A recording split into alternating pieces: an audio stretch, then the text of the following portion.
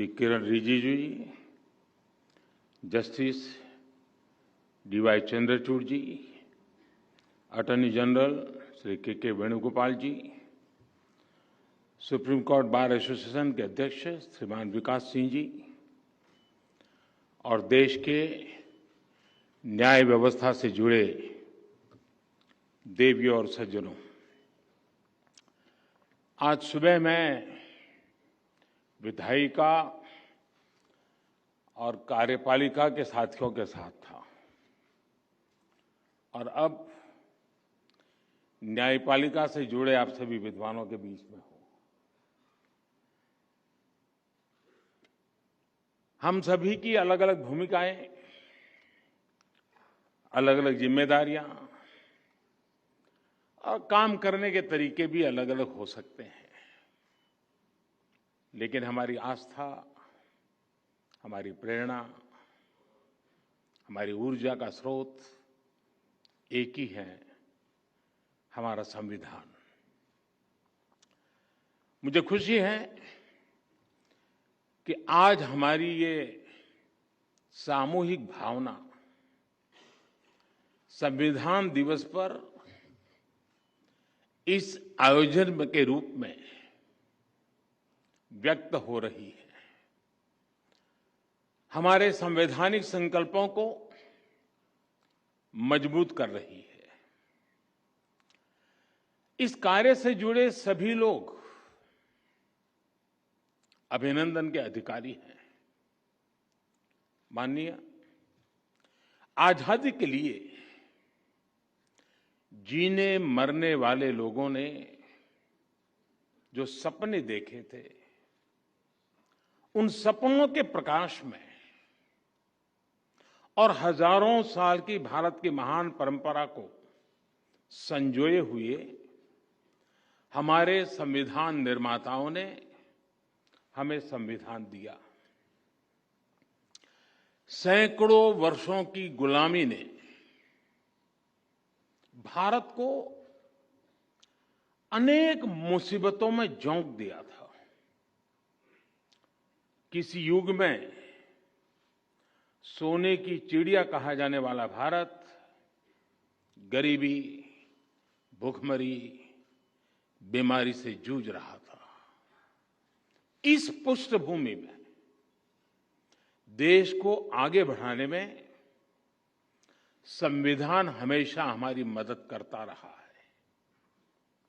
लेकिन आज दुनिया के अन्य देशों की तुलना में देखें तो जो देश भारत के करीब करीब साथ ही आजाद हुए, वो आज हमसे काफी आगे हैं। यानी अभी बहुत कुछ किया जाना बाकी है। हमें मिलकर लक्ष्य तक पहुंचना है। हम सभी जानते हैं हमारे संविधान में इंक्लूजन पर कितना जोर दिया गया है, लेकिन ये भी सच्चाई रही है कि आजादी के इतने दशकों बाद भी बड़ी संख्या में देश के लोग एक्सक्लूजन को भोगने के लिए मजबूर रहे हैं। वो करोड़ों लोग जिनके घरों में शौचालय तक नहीं था, वो करोड़ों लोग जो बिजली के अभाव में अंधेरे में अपनी जिंदगी बिता रहे थे, वो करोड़ों लोग जीवन का सबसे बड़ा संघर्ष घर के लिए थोड़ा सा पानी जुटाना था। उनकी तकलीफ, उनका दर्द समझकर उनका जीवन आसान बनाने के लिए खुद को खपा देना मैं संविधान का असली सम्मान मानता हूं। और इसलिए आज मुझे संतोष है कि देश में संविधान की इस मूल भावना के अनुरूप एक्सक्लूजन को इंक्लूजन में बदलने का भगीरथ अभियान तेजी से चल रहा है। और इसका जो सबसे बड़ा लाभ क्या हुआ है, ये भी हमें समझना होगा। जिन 2 करोड़ से अधिक गरीबों को आज अपना पक्का घर मिला है, जिन 8 करोड़ से अधिक गरीब परिवारों को उज्ज्वला योजना के तहत मुफ्त गैस कनेक्शन मिला है, जिन 50 करोड़ से अधिक गरीबों को बड़े से बड़े अस्पताल में 5 लाख रुपए तक का मुफ्त इलाज सुनिश्चित हुआ है, जिन करोड़ों गरीबों की पहली बार बीमा और पेंशन जैसी बुनियादी सुविधाएं मिली है, उन गरीबों के जीवन की बहुत बड़ी चिंता कम हुई है। ये योजनाएं उनके लिए बड़ा संबल बनी है। इसी कोरोना काल में पिछले कई महीनों से 80 करोड़ से अधिक लोगों को मुफ्त अनाज सुनिश्चित किया जा रहा है। प्रधानमंत्री गरीब कल्याण अन्न योजना पर सरकार 2,60,000 करोड़ रुपए से अधिक खर्च करके गरीबों को मुफ्त अनाज दे रही है। अभी कल ही हमने इस योजना को अगले मार्च महीने तक के लिए बढ़ा दिया है। हमारे जो डायरेक्टिव प्रिंसिपल्स हैं वो कहते हैं citizens, men and women equally have the right to an adequate means of livelihood। वो इसी भावना का ही तो प्रतिबिंब है। आप सभी ये मानेंगे कि जब देश का सामान्य मानवी, देश का गरीब विकास की मुख्य धारा से जुड़ता है, जब उसे इक्वलिटी और इक्वल अपॉर्चुनिटी मिलती है, तो उसकी दुनिया पूरी तरह बदल जाती है। जब रेहड़ी, ठेले, पटरी वाले भी बैंक क्रेडिट की व्यवस्था से जुड़ता है, तो उसको राष्ट्र निर्माण में भागीदारी का एहसास होता है। जब दिव्यांगों को उनको ध्यान में रखते हुए पब्लिक प्लेसेस, पब्लिक ट्रांसपोर्ट और दूसरी सुविधाओं का निर्माण होता है, जब उन्हें आजादी के 70 साल बाद पहली बार कॉमन साइन लैंग्वेज मिलती है, तो उनमें आत्मविश्वास जगता है। जब ट्रांसजेंडर को कानूनी संरक्षण मिलता है, ट्रांसजेंडर को पद्म पुरस्कार मिलते हैं, तो उनकी भी समाज पर, संविधान पर आस्था और मजबूत होती है। जब 3 तलाक जैसी कुरीति के विरुद्ध कड़ा कानून बनता है, तो उन बहन बेटियों का संविधान पर भरोसा और सशक्त होता है, जो हर तरह से नाउम्मीद हो चुकी थी। महानुभाव, सबका साथ, सबका विकास, सबका विश्वास, सबका प्रयास, ये संविधान की भावना का सबसे सशक्त प्रकटीकरण है। संविधान के लिए समर्पित सरकार विकास में भेद नहीं करती, और ये हमने करके दिखाया है। आज गरीब से गरीब को भी क्वालिटी इंफ्रास्ट्रक्चर तक वही एक्सेस मिल रहा है जो कभी साधन संपन्न लोगों तक सीमित था। आज लद्दाख, अंडमान और निकोबार, नॉर्थ ईस्ट के विकास, इन सभी क्षेत्रों पर देश का उतना ही फोकस है जितना दिल्ली और मुंबई जैसे मेट्रो शहरों पर है। लेकिन इन सब के बीच मैं एक और बात की तरफ आपको ध्यान दिलाऊंगा। आपने भी जरूर अनुभव किया होगा कि जब सरकार किसी एक वर्ग के लिए, किसी एक छोटे से टुकड़े के लिए कुछ करती है, तो बड़ी उदारवादी कहलाती है। उसकी बड़ी प्रशंसा होती है कि उनके लिए कुछ किया। लेकिन मैं हैरान हूं, कभी कभी हम देखते हैं कोई सरकार एक आध राज्य के लिए कुछ कर ले, कुछ राज्य की भलाई का कोई काम कर दे, तो भी वाहवाही हो जाती है। लेकिन जब सरकार सबके लिए करती है, हैं, हर नागरिक के लिए करती हैं, हर राज्य के लिए करती हैं, तो उसे उतना महत्व नहीं दिया जाता जिसका कभी-कभी उसका जिक्र तक नहीं होता है। सरकार की योजनाओं से कैसे हर वर्ग का, हर राज्य का समान रूप से भला हो रहा है, इस पर उतना ध्यान नहीं दिया जाता है। पिछले 7 वर्षों में हमने बिना भेदभाव के, बिना पक्षपात के विकास के हर व्यक्ति, हर वर्ग और देश के हर कोने तक पहुंचाने का प्रयास किया है। इस साल 15 अगस्त को मैंने गरीब कल्याण से जुड़ी योजनाओं के सैचुरेशन की बात कही और इसके लिए हम मिशन मोड पर जुटे भी हैं। सर्वजन हिताय, सर्वजन सुखाय, इस मंत्र को लेकर के कार्य करने का हमारा प्रयास है। आज इससे देश की तस्वीर कैसे बदली है, ये हमें हाल के national family health survey report में भी दिखाई देता है। इस रिपोर्ट के बहुत से तथ्य इस बात को सिद्ध करते हैं कि जब नेक नियत के साथ काम किया जाए, सही दिशा में आगे बढ़ा जाए और सारी शक्ति जुटाकर लक्ष्य को प्राप्त करने का प्रयास किया जाए, तो सुखद परिणाम अवश्य आते हैं। जेंडर इक्वलिटी की बात करें तो पुरुषों की तुलना में बेटियों की संख्या बढ़ रही है। गर्भवती महिलाओं को अस्पताल में डिलीवरी की ज्यादा अवसर उपलब्ध हो रहे हैं। इस वजह से माता मृत्यु दर, शिशु मृत्यु दर पर कम हो रही है। और भी बहुत सारे इंडिकेटर ऐसे हैं जिस पर हम एक देश के रूप में बहुत अच्छा कर रहे हैं। इन सभी इंडिकेटर्स में हर परसेंटेज पॉइंट की बढ़ोतरी सिर्फ एक आंकड़ा भर नहीं है, ये करोड़ों भारतीयों को मिल रहे उनके हक का प्रमाण है। ये बहुत आवश्यक है कि जन कल्याण से जुड़ी योजनाओं का पूरा लाभ लोगों को मिले, इंफ्रास्ट्रक्चर से जुड़ी परियोजनाओं समय पर पूरी हो। किसी भी कारण से हुई अनावश्यक देरी नागरिक को उसके हक से वंचित रखती है।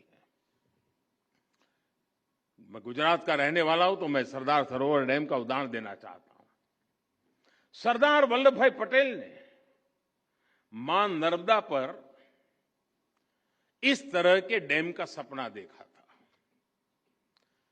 पंडित नेहरू ने इसका शिलान्यास किया था, लेकिन ये परियोजना दशकों तक अपप्रचार में फंसी रही, पर्यावरण के नाम पर चले आंदोलन में फंसी रही, न्यायालय तक इसमें निर्णय लेने में हिचकिचाते रहे। वर्ल्ड बैंक ने भी इसके लिए पैसे देने से मना कर दिया था, लेकिन उसी नर्मदा के पानी से कच्छ में जो विकास हुआ, विकास का कार्य हुआ, आज हिंदुस्तान के तेज गति से आगे बढ़ रहे डिस्ट्रिक्ट में कच्छ जिला है। कच्छ को इस एक प्रकार के रेगिस्तान जैसा इलाका, तेज गति से विकसित होने वाले क्षेत्रों में उसकी जगह बन गई। कभी रेगिस्तान के रूप में जाने जाने वाला कच्छ, पलायन के लिए पहचान जाने वाला कच्छ, आज एग्रो एक्सपोर्ट की वजह से अपनी पहचान बना रहा है। इससे बड़ा ग्रीन अवार्ड और क्या हो सकता है?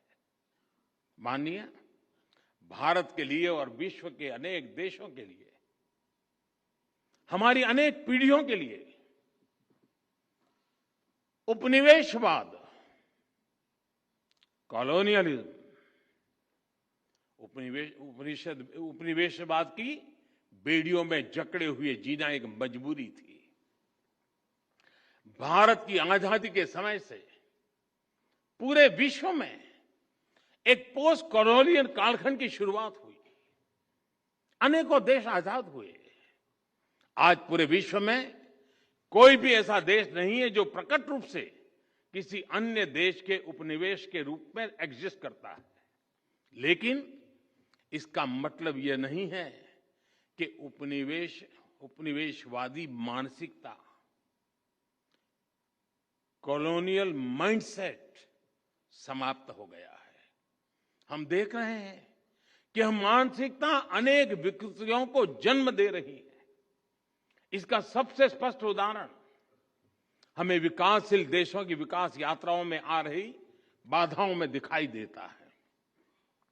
जिन साधनों से, जिन मार्गों पर चलते हुए विकसित विश्व आज के मुकाम पर पहुंचा है, आज वही साधन, वही मार्ग विकासशील देशों के लिए बंद करने के लिए प्रयास किए जाते हैं।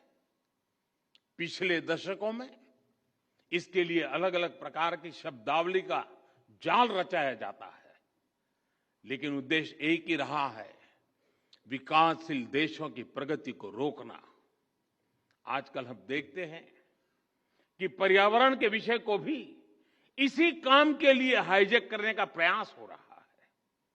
कुछ सप्ताह पहले हमने COP26 समिट में इसका जीवंत उदाहरण देखा है। अगर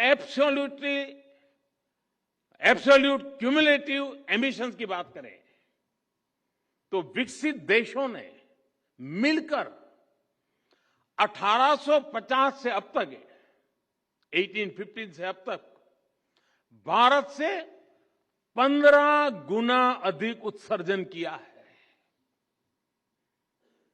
अगर हम पर कैपिटा बेसिस की बात करें तो भी विकसित देशों ने भारत के मुकाबले 15 गुना अधिक उत्सर्जन किया है। अमेरिका और यूरोपीय संघ ने मिलकर भारत की तुलना में 11 गुना अधिक एब्सोल्यूट क्यूमुलेटिव एमिशन किया है। इसमें भी पर कैपिटा बेसिस को आधार बनाए तो अमेरिका और यूरोपीय संघ ने भारत की तुलना में 20 गुना अधिक उत्सर्जन किया है। फिर भी आज, और हमें गर्व है, भारत जिसकी सभ्यता और संस्कृति में ही प्रकृति के साथ जीने की प्रवृत्ति है, जहां पत्थरों में, पेड़ों में, प्रकृति के कण कण में, जहां पौधे में भी परमात्मा देखा जाता है, उसका स्वरूप देखा जाता है, जहां धरती को मां के रूप में पूजा जाता है, उस भारत को पर्यावरण संरक्षण के उपदेश सुनाए जाते हैं। और हमारे लिए ये मूल्य सिर्फ किताबी नहीं है, किताबी बातें नहीं है। आज भारत में लायन, टाइगर, डॉल्फिन आदि की संख्या और अनेक प्रकार की बायोडायवर्सिटी के मानकों में लगातार सुधार हो रहा है। भारत में वन क्षेत्र बढ़ रहा है। भारत में डिग्रेडेड लैंड का सुधार हो रहा है। गाड़ियों के ईंधन के मानकों को हमने स्वेच्छा से बढ़ाया है। हर प्रकार की रिन्यूएबल एनर्जी, उस क्षेत्र में हम विश्व के अग्रणी देशों में हैं। और पेरिस समझौते के लक्ष्यों को समय से पहले प्राप्त करने की ओर अग्रसर अगर कोई है तो एकमात्र हिंदुस्तान है। G20 देशों के समूह में अच्छे से अच्छा काम करने वाला कोई देश है, दुनिया ने माना है, वो हिंदुस्तान है। और फिर भी ऐसे भारत पर पर्यावरण के नाम पर भांति भांति के दबाव बनाए जाते हैं। यह सब उपनिवेशवाद मानसिकता का ही परिणाम है। लेकिन दुर्भाग्य यह है कि हमारे देश में भी ऐसी ही मानसिकता के चलते अपने ही देश के विकास में रोड़े अटकाए जाते हैं। कभी फ्रीडम ऑफ एक्सप्रेशन के नाम पर, तो कभी किसी और चीज का सहारा लेकर। हमारे देश की परिस्थितियां, हमारे युवाओं की आकांक्षाएं,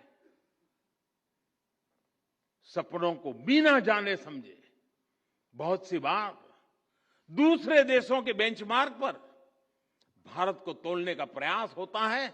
और इसकी आड़ में विकास के रास्ते बंद करने की कोशिश होती है।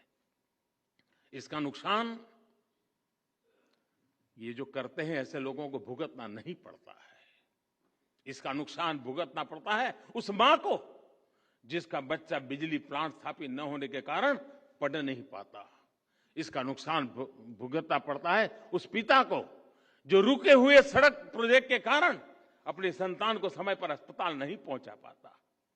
इसका नुकसान भुगतना पड़ता है उस मध्यम वर्गीय परिवार को जिसके लिए आधुनिक जीवन की सुविधाएं पर्यावरण के नाम पर उसकी आमदनी से बाहर पहुंचा दी गई। इस कॉलोनियल माइंडसेट की वजह से भारत जैसे देश में, विकास के लिए प्रयास कर रहे देश में करोड़ों आशाएं टूटती हैं, आकांक्षाएं दम तोड़ती हैं। आजादी के आंदोलन में जो संकल्प शक्ति पैदा हुई उसे और अधिक मजबूत करने में ये कॉलोनियल माइंडसेट बहुत बड़ी बाधा है।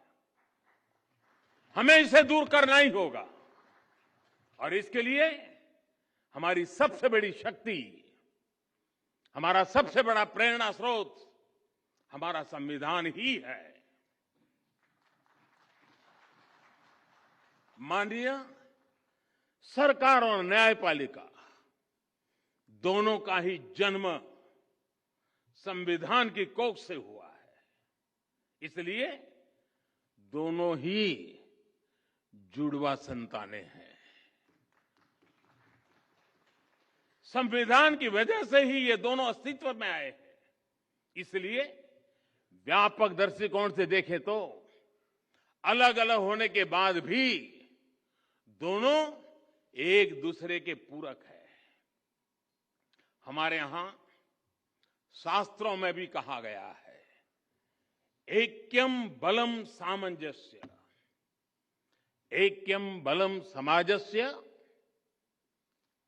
ऐक्यम बलम समाजस्य तत् अभावे से दुर्बलः तस्मात् ऐक्यम प्रशंसन्ति दृढ़म राष्ट्र हितैषणी।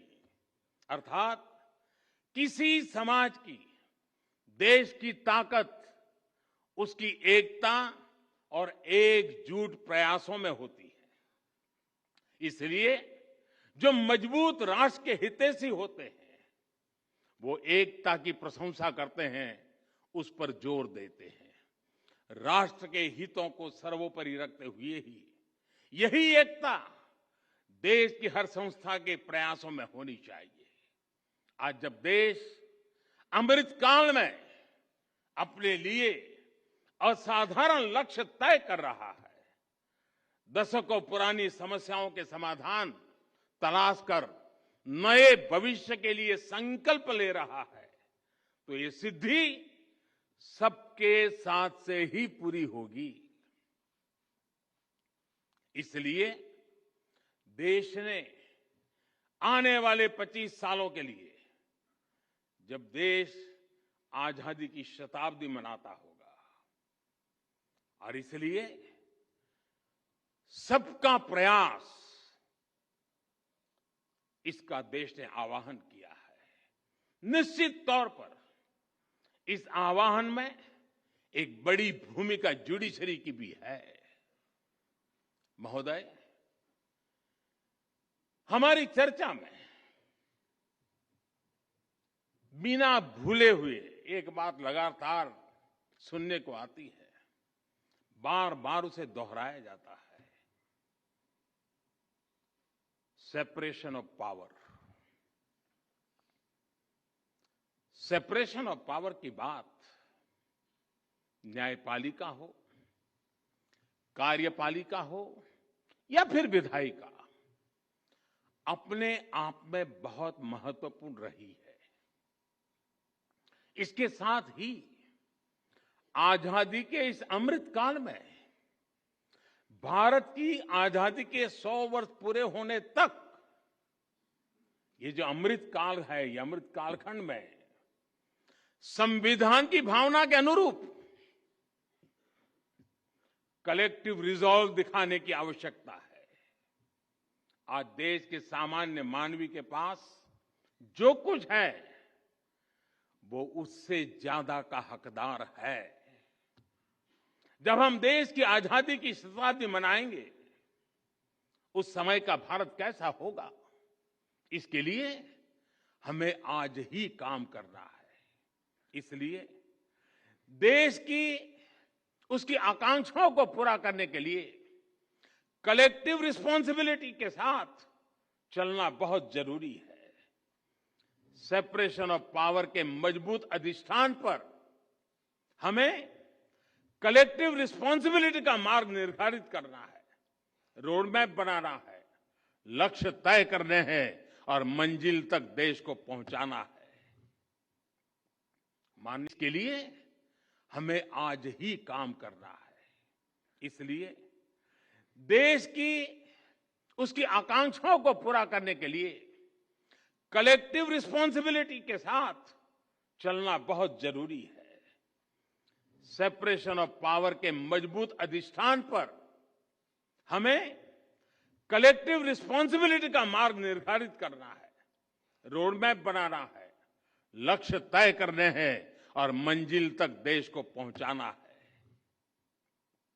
माननीय कोरोना काल ने जस्टिस डिलीवरी में टेक्नोलॉजी के इस्तेमाल को लेकर नया भरोसा पैदा किया है।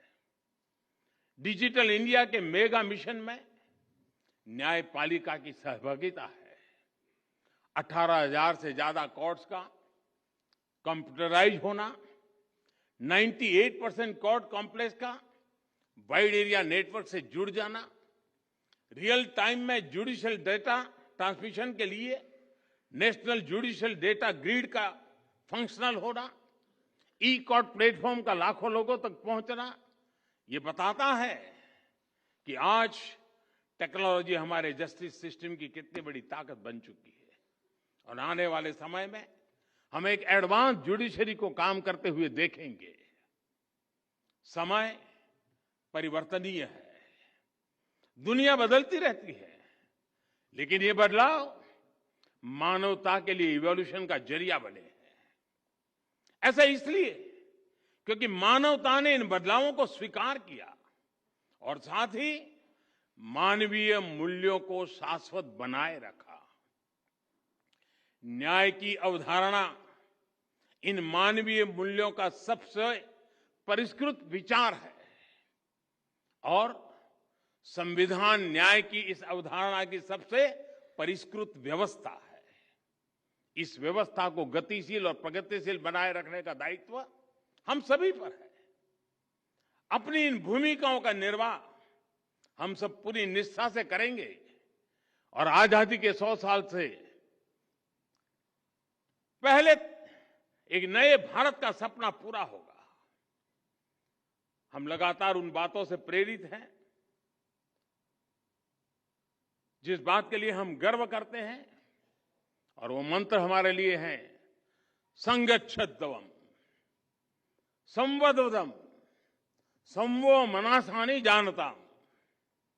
हमारे लक्ष्य समान हो, हमारे मन समान हो और हम साथ मिलकर उन लक्ष्यों को प्राप्त करें।